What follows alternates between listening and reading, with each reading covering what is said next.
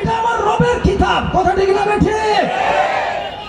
রবের কিতাব শুনলে জীবনেও আপনার আশা পূরণ হবে না, শুধু আশা বাড়তেই থাকবে, বাড়তেই থাকবে, কথা ঠিক না বেটি? আমি সিলেটে আমি চাইছিলাম আমার আহালকে কোরআনমুখী করব, আমার আহালকে আল্লাহমুখী করব, রাসূলমুখী করব। আমাকে তারা সেই ঢাকায় আপনার স্থানান্তরিত করে দিল। আমি বললাম আমার চাকরির দরকার নেই। 42 বছর আগে 450 টাকা আমার বেতন ছিল, আর অনুষ্ঠান করলে তখন বেতন আরো বেশি পেত। মিনিটে 10 টাকা। মিনিটে কয় টাকা? সরকারি চাকরি তোয়াক্কা করি নাই, রিজিকের মালিক কে? 6 মাস পরে আবার চিঠি আসছে, কারি সাহেব আপনি আসবেন কি না খুলা বলেন। 6 মাস পর্যন্ত আপনারা আমার অপেক্ষায়। ভাই আমি ঢাকা আসতে পারবো না, আমি সিলেটে থাকেই আমার আহালকে বাঁচাবো। আল্লাহ বলছেন যেভাবে, ইয়া আইয়ুহাল্লাযীনা আমানু কু আনফুসাকুম ওয়া আহলিকুম নারা। আমার আল্লাহ বলেন, ও কারি আব্দুল মতিন নাসিরগঞ্জি, তুমি আমার কোরআনের জ্ঞান শিখেছো, জ্ঞানটা শুধুমাত্র তোমার স্তরে বাকি রাখলে হবে না।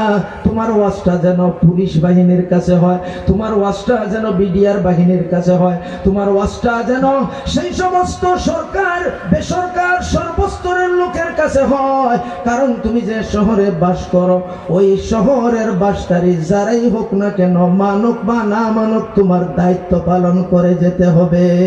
আল্লাহ ডাক দিয়েছিলাম, তুমি নাচের উপর আমল করে আমার হিন্দু বৌদ্ধ খ্রিস্টান নাস্তিক মুরতাদ বেঈমান সকল বান্দা বান্দির কাছে কেন ওয়াজ করলে না?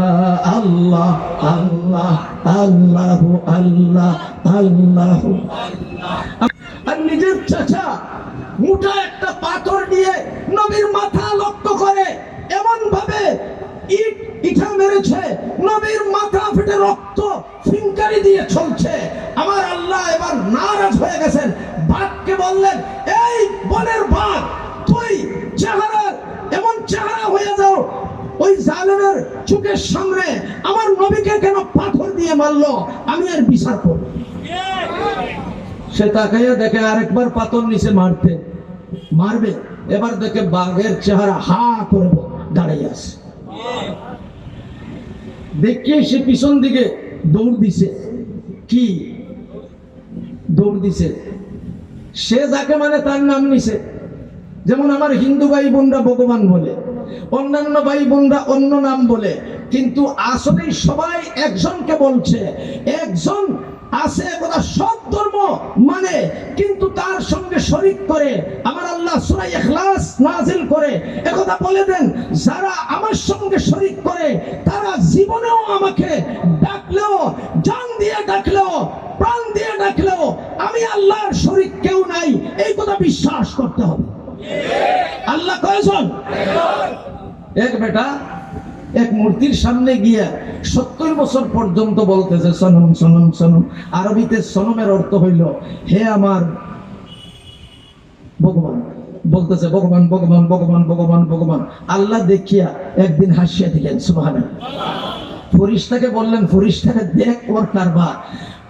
70 বছর থেকে এর পিছনে সে মোহব্বতের কাজ করে যাচ্ছে, চিড়া গুড় কলা কত কিছু নিয়ে যায়, কিন্তু একবার তো খায় না, দুধও পিতে পারে না।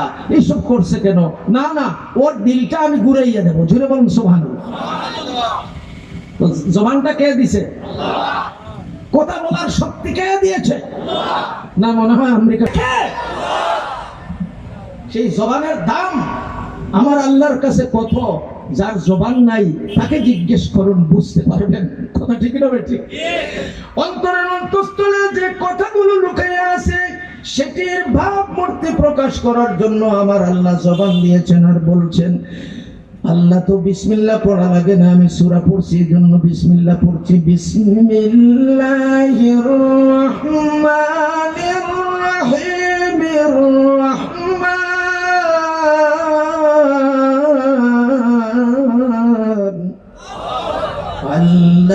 আল্লাহ সকল মানব জাতি, হিন্দু হোক, বৌদ্ধ হোক, খ্রিস্টান হোক, আদম থেকে নিয়ে কিয়ামত পর্যন্ত যত মানুষ দুনিয়ার মুখ দেখবে, প্রত্যেককে আমি আল্লাহ নিজের কুদরত আর রহমতের কুলে উঠাইয়া মাথায় রহমতের হাত রেখে লাঠি ব্যবহার না করে আমি কোরআনের আওয়াজ শুনাইছি।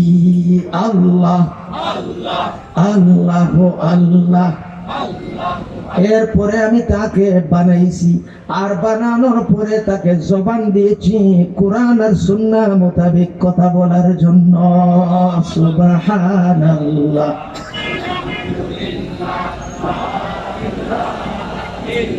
আপনি সারা দিনের ভিতরে একবারও কোরআনের মধ্যে কাজ করছেন না, মনে হয় গুনাহ লেখা হচ্ছে না।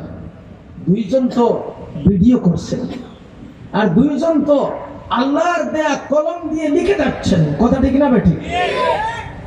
আল্লাহ বলেন ফাকাইফা ইযা জামানাহুম লিয়াউমিন লা রাইবা ফীহি ওয়া ওয়াফিয়াত কুল্লু নাফসিন মা কাসাবাত وهم لا يظلمون।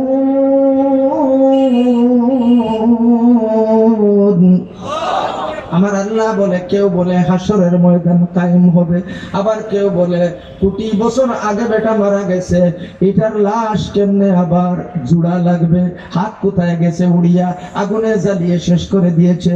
আমার আল্লাহ যখন আপনি আমি মৃত ছিলাম, শতাব্দীর পর শতাব্দী চলে গেছে, শত বছর নয়, হাজার বছর নয়, কোটি বছর চলে গেছে, আপনি আমার কোনো পরিচয় ছিল না।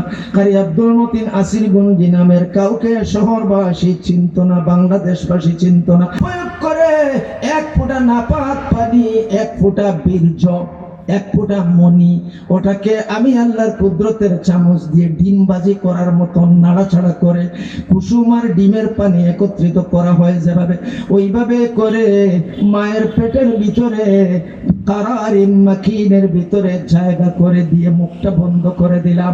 10 মাস 10 দিন পর্যন্ত ওই মায়ের পেটের ভিতরের সঙ্গে দুনিয়ার কোনো সম্পর্ক নাই, দুনিয়ার কোনো ডাক্তারের সম্পর্ক নাই, কোনো অক্সিজেনের সম্পর্ক নাই। এমন ভাবে কুদরতের মেশিন ফিট করে আমি আল্লাহ তাকে 10 মাস 10 দিন পর্যন্ত মায়ের পেটে রাখলাম।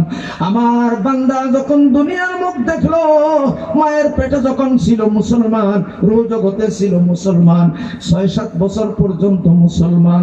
আমি জিজ্ঞেস করেছি আমি তোমাদের কি হই? সকলে বলেছে আপনি আমাদের রব। আর দুনিয়াতে আসিয়া একটু জ্ঞান হওয়ার পরে সেই জ্ঞানকে সে দাম দিয়ে আমি আল্লাহর 30 বার কোরআনকে উড়াইয়া রাস্তায় ফেলে দিয়েছে। সেই কোরআনের পথ থেকে আপনার সে পথভ্রষ্টের পথ ধরে, সে বিপদগামীর পথ ধরে সে অন্যত্র চলে গেছে। আমি আল্লাহর বড়ই কষ্ট লাগে। আমি আল্লাহ আমার সকল বান্দাকে মুসলমান বানাইয়া, হোক হিন্দু, হোক বৌদ্ধ, হোক খ্রিস্টান, হোক নাস্তিক, মুরতাদ, বেঈমান, সবাইকে আমি ইমানের অবস্থায় আপনার সৃষ্টি করেছি, মায়ের পেট থেকে বের করে দিয়েছি। এজন্য শিশুদের বিচার সরাসরি আমার আল্লাহ করবেন, আপনার আমার বিচার সরাসরি আল্লাহ করবেন। ওই শিশু মুসলমানের বাচ্চা যে দুনিয়া ছেড়ে চলে যায়, মা বাবার জন্য সুপারিশ করার মতো যোগ্যতা দিয়ে আখিরাতের ময়দানে সামনে করে দিবেন। প্রথমে শয়তান আসবে বাবা মা হইয়া, তখন সেই বাচ্চা মায়ের গায়ে নাক লাগাবে। নাকটাকে বানাইছে বাচ্চা, আবার চিনবে কেমনে মা বাবাকে? এবার সত্য মা সত্য বাবাকে দিবেন, জোড়াইয়া ধরবে আর বলবে, ও মা তোমার আমল নামায় দেখছি গো মান নেকি কম, ও বাবা তোমার আমল নামায় দেখছি নেকি কম। হে আল্লাহ, আমার মা তো গুনাহগার, আমার বাবা তো গুনাহগার, এবার আমার কোন শক্তি আছে না গো মাওলা। আল্লাহ বলেন তুমি সুপারিশ করলে জাহান্নাম থেকে মুক্তি দিয়ে আমি আল্লাহ জান্নাত দিয়ে দেব। সেই মা বাবার জন্য দোয়া করা দরকার আছে না নাই? হাত উঠাইয়া। আজকে সেই মা বাবাকে বৃদ্ধাশ্রমে রেখে দিয়ে সুন্দর বউ নিয়ে আমার জীবন যাপন করি, যেমন দুঃখে সুখে। মাত্র 5-7 দিন আগের ঘটনা,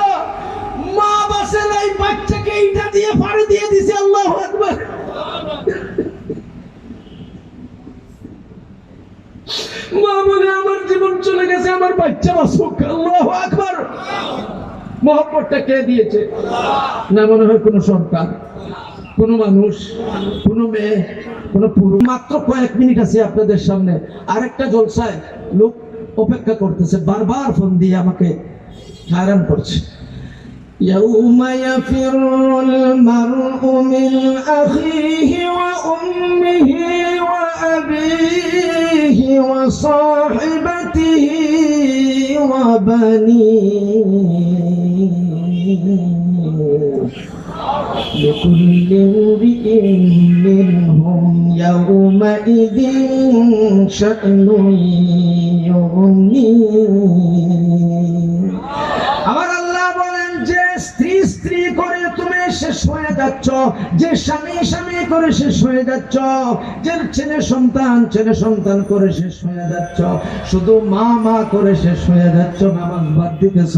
মায়ের কথায় তুমি নামাজ বাদ দাও, বাবার কথায় তুমি নামাজ বাদ দাও, ইসলামের আইন তুমি বাবার কথায় মানতে চাও না। বাবা বলে, আরে তুমি বেশি বুঝো না, আমি বুঝি, আজান হয়েছে তো কি হইল, আমি তোমার বাবাও তো নামাজে যাই না, তুমিও যাইতে পারবে না। বলুন নাউজুবিল্লাহ। এমন পিতা, গোলামদার পিতা, কথা ঠিক না বেঠে? নামাজ পড়লে কি হয়? রবের সাথে সাক্ষাতের সুরত হয়, কথা ঠিক না বেঠে? আসসালাতু মিরাজুল মুমিনিন। আমার নবী যেভাবে মেরাজে গিয়ে আল্লাহর সাথে সরাসরি সাক্ষাৎ করে তার চেহারা মুবারক দেখেছেন, ঠিক আল্লাহ সজিদার জায়গায় দাঁড়িয়ে দাঁড়িয়ে আপনাকে আমাকে তার চেহারা দেখাইতে চায়। চোখ বানাই নাই পাওয়ারফুল, এজন্য দেখতে পাই না। কোরআন মাজিদ তেলাওয়াত করি, আমার ঠোঁটের পরে আল্লাহ কান লাগাইয়া মজা লাগে তার কোরআন শুনতে থাকি।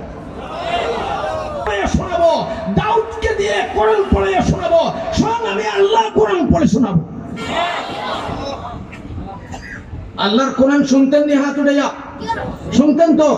আমি কথাকে একেবারে গুলমুল করে নিয়ে আসছি। এর আগে একটা কথা বলতে চাই, আমার দুস্থ বন্ধুগণ, সুরমা থাই অ্যালুমিনিয়াম এটা একটা গ্রুপ মাত্র। এই একটা গ্রুপের হাতিয়া হলো তারা বছরে একবার মাহফিল করে, আমাকে তারা খুব শ্রদ্ধার সঙ্গে দাওয়াত দেয়। আমি অনেক সময় আসতে পারি না, কারণ আমার এক এক দিনে 3টা 4টা 5টা মাহফিল জমা হয়ে যায়। 6 মাস আগে, 1 বছর আগে সেই খাতা পূর্ণ হয়ে যায়। আমার সঙ্গে আল্লাহুম্মা সাল্লি আলা মুহাম্মদ ওয়া আলিহি ওয়া সাল্লাম, আল্লাহুম্মা সাল্লি আলা মুহাম্মদ ওয়া আলিহি ওয়া সাল্লাম। এরপরে আপনি পড়বেন আস্তাগফিরুল্লাহ ইন্নাল্লাহা গফুরুর রহিম, আস্তাগফিরুল্লাহ ইন্নাল্লাহা গফুরুর রহিম, আস্তাগফিরুল্লাহ ইন্নাল্লাহা গফুরুর রহিম। এরপরে পড়বেন লা হাওলা ওয়ালা কুওয়াতা ইল্লা বিল্লাহিল আলিয়্যিল আযীম, লা হাওলা ওয়ালা কুওয়াতা ইল্লা বিল্লাহিল আলিয়্যিল আযীম, লা হাওলা ওয়ালা কুওয়াতা ইল্লা বিল্লাহিল আলিয়্যিল আযীম। এরপরে পড়বেন লা ইলাহা ইল্লাল্লাহু মুহাম্মাদুর রাসূলুল্লাহ, লা ইলাহা ইল্লাল্লাহু মুহাম্মাদুর রাসূলুল্লাহ, লা ইলাহা ইল্লাল্লাহু মুহাম্মাদুর রাসূলুল্লাহ। এরপরে আপনি পড়ুন, আবার দুরূদ পড়ুন, আবার দুরূদ পড়ুন। 100 বার পারলে পড়লে ভালো, না পারলে 3 বার পড়ুন। আল্লাহুম্মা সাল্লি আলা মুহাম্মদ ওয়া আলা আলিহি ওয়া আসহাবিহি ওয়া সাল্লাম। এত লম্বা যদি না পারেন বলেন আল্লাহুম্মা সাল্লি আলা মুহাম্মদ ওয়া আলিহি ওয়া সাল্লাম। এরপরে হাত তুলে নিজের জন্য দোয়া করেন, মা বাবার জন্য দোয়া করেন, পরপার্শ্বের জন্য দোয়া করেন, শহরবাসীর জন্য দোয়া করেন, হিন্দু ভাই বোনদের হেদায়েতের জন্য দোয়া করেন। বিশ্ববাসী জালিম বেঈমান নাস্তিক মুরতাদ বেঈমানদেরকে আপনার দোয়ায় বাদ দিবেন না, আপনি তাদের জন্য হেদায়েতের দোয়া করেন। আমার নবী দোয়ায় বাদ দেন নাই, আমার নবী তাদেরকে মারেন নাই, আমার নবী তাদেরকে কষ্ট দিতে চান নাই। আমার নবী বলেন তুমি আল্লাহর বান্দা, তুমি আল্লাহর বান্দি, আমি আল্লাহর বান্দা, আল্লাহর বান্দি। আমার ঘরে আল্লাহর বান্দিরা রয়েছে, আমি আল্লাহর বান্দা রয়েছি। আমরা সকলে এক মাবুদের ইবাদত করি আর বলি লা ইলাহা ইল্লাল্লাহ। হিন্দুদের জন্য ইবাদত হলো 70 বছর বয়স, 80, 90, 100 বছর বয়সের হিন্দু বেটা বেটি একবার যদি অন্তর দিয়ে সেই পবিত্র কালেমাটি পাঠ করে নিতে পারে, চোখে অস্ত্র আসুক না আসুক কোনো অসুবিধা নাই, মুখ দিয়ে যদি আওয়াজ করে নিতে পারে। আমার আল্লাহ বলেন, ও হিন্দু বেটার বেটি জানিয়ারা, আমি সারা জীবনের গুনাহ মাফ করে দিলাম। ভাই বোনদেরকে ওয়াজ করা দরকার আছে না নাই? তাদের মাথায় আঘাত করবেন না, ওরাও আদমের সন্তান, ওরাও আপনার আমার ভাই বোন। বেবুজির কারণে লাইনচ্যুত হয়ে গেছে, ওদেরকে ধরে ধরে প্রয়োজনে খাওয়াইয়া খাওয়াইয়া টাকা পয়সা দিয়েও তাদেরকে মুসলমান বানানোর চেষ্টা করুন। কথা ঠিক না বেটি? আমার আল্লাহ আবার আল্লাহকে মারার জন্য তারা বন্দুক হাতে নিয়ে উপরের দিকে গুলি করতেছে, আল্লাহর গায়ে লাগবে বলেন না? নমরুদ তাই করছিল, আল্লাহ তার আশাটা পূর্ণ করে দিয়েছেন, এক পাখির রক্ত লাগাইয়া দিয়েছেন আর মাটিতে পড়ছে। আর সে দেখিয়া বলল, আল্লাহ তো মারিয়া ফেলাইছি, আল্লাহ তো মরে গেছে। আমি বলবো, আল্লাহু লা ইলাহা ইল্লা হুয়াল হাইয়ুল কাইয়্যুম। আমার আল্লাহ ছিলেন, আছেন, থাকবেন। এই যে শাহরগ আছে, কণ্ঠনালী আছে, আমার যে কলিজা আছে, আমার যে প্রাণ আছে, তার চেয়েও আরো কাছে, সকলের আরো কাছে, আরো কাছে আল্লাহ বাস করেন। লা ইলাহা